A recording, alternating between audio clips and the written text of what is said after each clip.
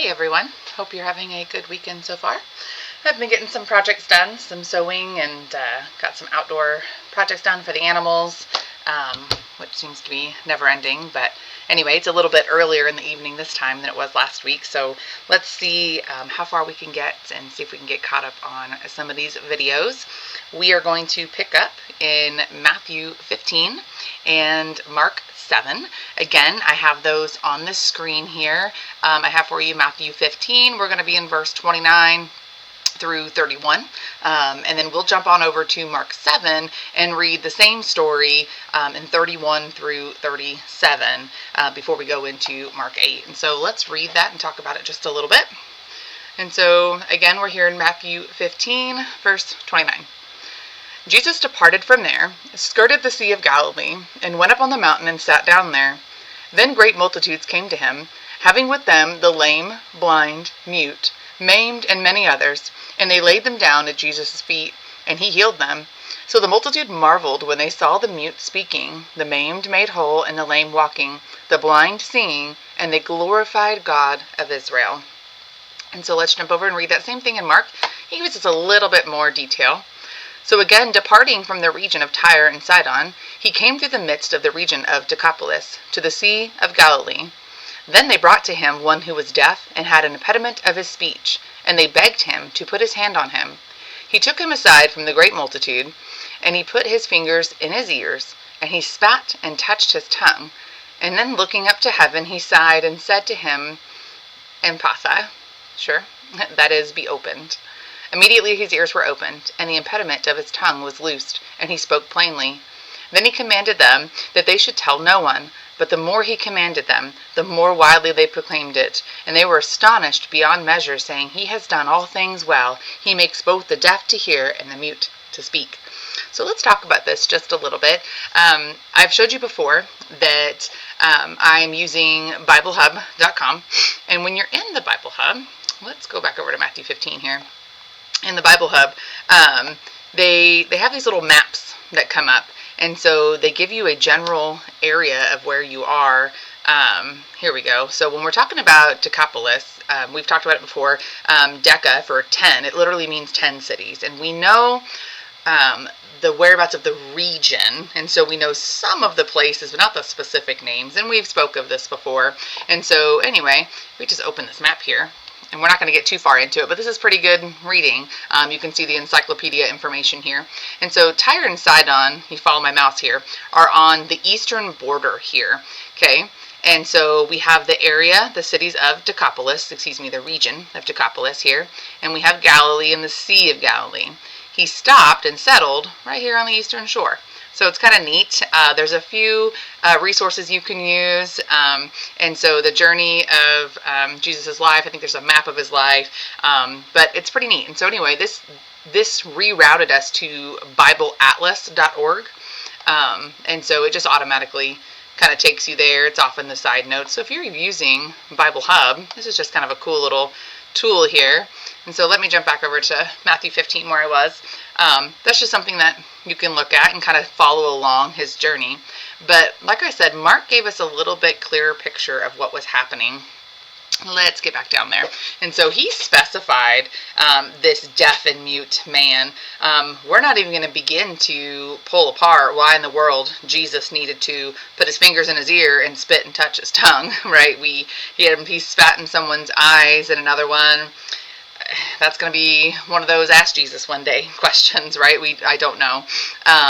But we have this healing, and let me give you a little bit more background. The last time Jesus was here, he healed remember that ridiculously strong man that couldn't be calmed. He was living in the cage. He was super strong, broke all the chains, okay? And he freed him of the demons that named themselves Legion, for we are many.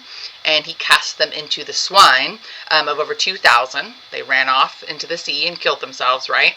And the local townsfolk ran Jesus out of town. They wanted him gone. This was mystifying, mind-boggling. They just lost all their swine, and so there was a lot of things happening. They wanted him gone. These are the people that are with him. This is the region that he's back in now. We use other historical context here. And so this is where Jesus is. So these are the people that he's healing. So he's back into this area, and these are who he's healing. So it's kind of neat, the difference from before when they cast him out and said, "Be gone with you," right? This time it says that they glorified his God, right? And so I was trying to find their specific words here. The more he commanded them, the more widely they proclaimed it, and they were astonished beyond measure, saying, "He has done all things well. He makes the deaf to hear and the mute to speak," right? And so, and I think it must be over in Matthew. Let's scroll down. And so,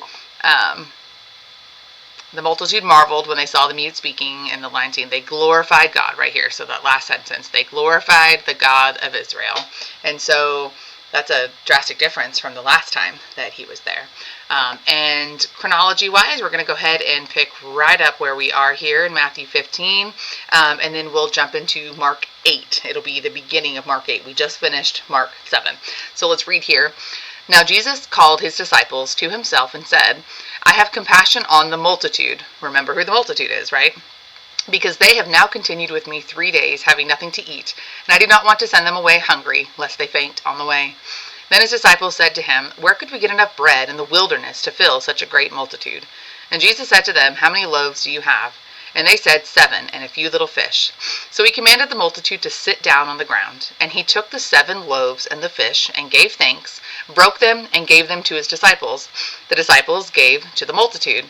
So they all ate, and they were filled, and they took up 7 large baskets full of the fragments that were left. Now those who ate were 4,000 men, besides the women and children. He sent away the multitude, got into the boat, and came to the region of Magdala. Okay, we will jump into Mark 8, read his very similar version of the story here.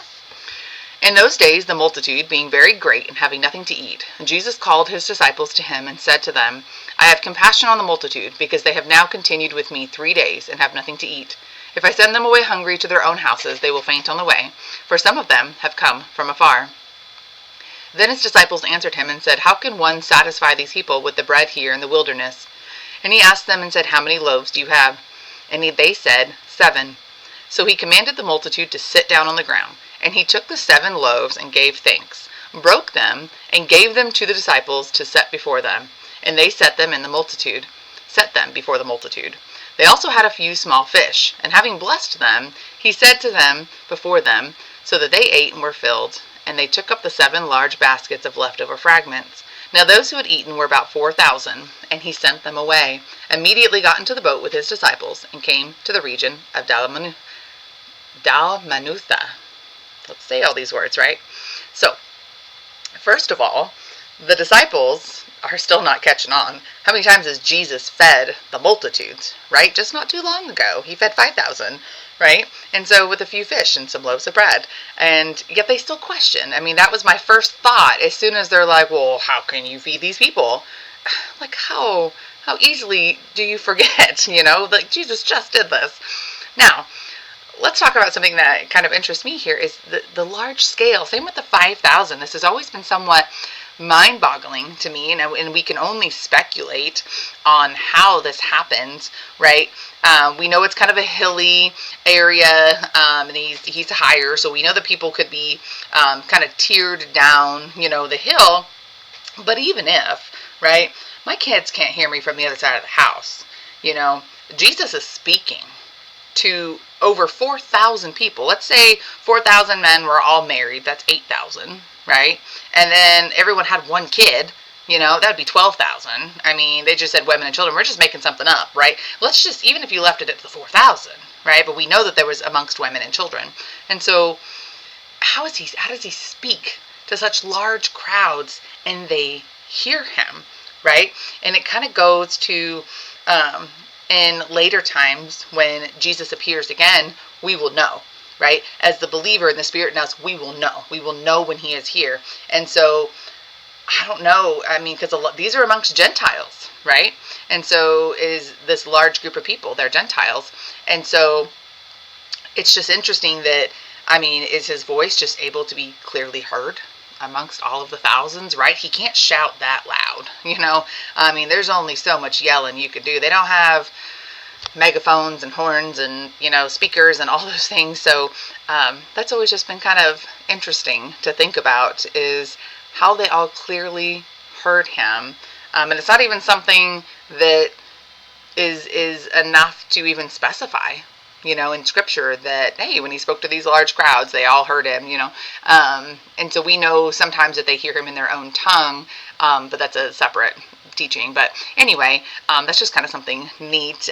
The main thing to touch on there is this is a group of Gentiles. This is the group that, once wanted him gone, away from them. Now they're glorifying God. He's feeding them, and his disciples still yet, are confused and don't understand that this is their Lord they're talking to.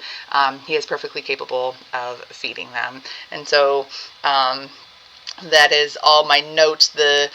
Some of the things, what he's teaching the disciples here about the Gentiles, is that when he is feeding them, right, and supplying for them, as opposed to his Jewish believers, is that there is a place for Gentiles in the kingdom of God, right, and more to come in the new church that he is setting up. Remember, at the end of his ministry, I said that, but that's because I'm later on than you guys in the videos, and the next few chapters here will be right at the end of his ministry, but we are closing into the end here. He's on his way to the cross, right, and so he's teaching his disciples on how to carry out and start his church. And so anyway, I'll see you here again soon.